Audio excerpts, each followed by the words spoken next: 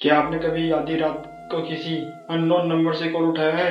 सोचिए, अगर उस कॉल पर किसी की डरी हुई आवाज कहे मुझे बचा लो, तो आप क्या करेंगे? रात के ठीक 12 बजे का समय था।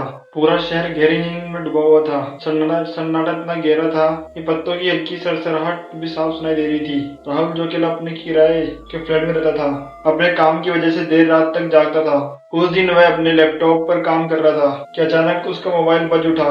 स्क्रीन पर अननोन नंबर लिखा हुआ था। राहुल ने पहले तो सोचा कि शायद किसी दोस्त की शरारत होगी, लेकिन फिर उसने कॉल रिसीव कर लिया। हेलो, राहुल ने धीरे से कहा।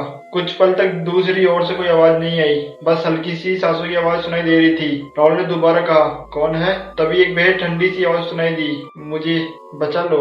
राहुल के रोंगटे खड़े हो गए। वह हड़बड़ा गया और बोला, कौन बोल रहा है? तुम्हें क्या हुआ है? लेकिन जवाब देने के बजाय फोन कट हो गया। राहुल ने झट से कॉल बैक करने की कोशिश की, मगर नंबर कभी नहीं लगा। उसने सोचा शायद कोई मजाक कर रहा है, लेकिन तभी उसके कमरे के दरवाजा अपने आप खुलने की आवाज के साथ हिलने लगा। राहुल का गला सूख गया। फिर डरते डरते दरवाजे तक पहुंचा और झांक कर देखा। बाहर कोई नहीं था। वह अपनी कुर्सी पे आकर बैठ गया कि फोन फिर से बज उठा। वही अननोन नंबर। इस बार उसने झिझकते हुए रिसीव किया। तुम क्यों नहीं आए?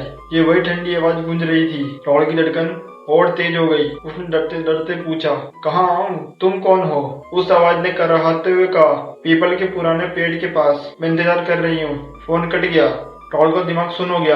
वह उस जगह की अच्छी तरह जानता था। उसके फ्लैट के पास ही एक पुराना पीपल का पेड़ था, जिसके बारे में कहा जाता था कि वहाँ आत्मा भटकती है। राहुल ने हिम्मत करके सोचा कि जाकर देखना चाहिए, कहीं कोई मुसीबत में तो नहीं। टॉर्च उठाकर वह धीरे धीरे नीचे उतरा और पेड़ की तरफ बढ़ने लगा। आधी रात की हवा बेहद ठंडी थी। सन्नाटा इतना था कि उसके कदमों की आहट खुद डरावनी लग रही थी। जैसे पेड़ के पास पहुंचा, टॉर्च की रोशनी में उसने देखा जमीन पर खून के धब्बे फैले हुए थे। अचानक उसके मोबाइल में फिर वही कॉल आया। उसने हाथ कांपते हुए रिसीव किया।